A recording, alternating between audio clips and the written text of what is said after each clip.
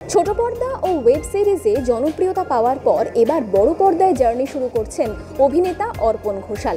সামনের নতুন কাজ, ধারাবাহিকে ফেরার পরিকল্পনা সবকিছু নিয়ে অকপট অর্পণ কি বললেন শুনে নিন।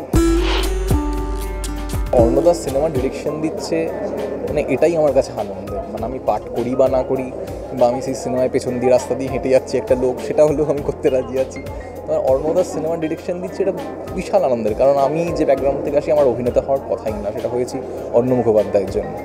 তো মানে খুবই প্রাউড ফিল হচ্ছে আমার।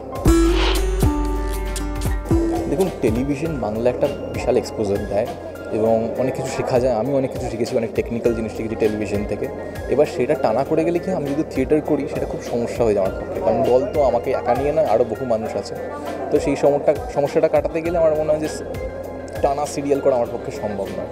কিন্তু হ্যাঁ, এটা কোনো অস্বীকার করার জায়গা নেই যে সিরিয়াল একটা বাংলার বড় মাধ্যম পরিচিতি পাওয়ার এবং অর্থ পাওয়ার। টার্গেট বলতে মানে আমি যেভাবে অভিনয় করার কথা ভাবি, থিয়েটারকে আমি যতটা ভালোবাসি, থিয়েটার করার কথা ভাবি, থিয়েটারে যেরকম অভিনয় করার স্বপ্ন দেখি, যেভাবে থিয়েটার করার স্বপ্ন দেখি, এটা টানা টেলিভিশন করলে পসিবল হয় না। মানে যে সময়টা টেলিভিশনে দিতে হয় তার জন্যই পসিবল হয় না। হ্যাঁ, এটা তো ঠিকই, বাঁচতে ইচ্ছা করে, কিন্তু মানে টেলিভিশন আমি করার আগে একরকম ভাবতাম, যে করার পর আমি বুঝেছি যে অনেক কিছু শেখার আছে। যে এক্সপোজারটা টেলিভিশন দেয় সেটা খুবই মানে একটা হিউজ এক্সপোজার।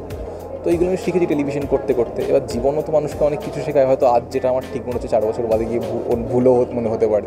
মানুষ মাত্রই হয়, মানে 25 বছর বয়সে দাঁড়িয়ে মনে হয় যে 18-19 বছর বয়সে আমি গাধা ছিলাম, এগুলো ভাবতাম। সেটা তো চলতেই থাকে জীবনে। বড় পর্দা, ছোট পর্দা, ওয়েব সিরিজ সব মাধ্যমেই কাজ করতে ভালোবাসেন অভিনেতা অর্পণ ঘোষাল। কিন্তু থিয়েটার যেন তাকে এক আলাদা বাঁচার রসদ দেয়। এরকম বিভিন্ন আপডেটের জন্য চোখ রাখুন মিউজিক বাংলায়। এনজয় সারাদিন।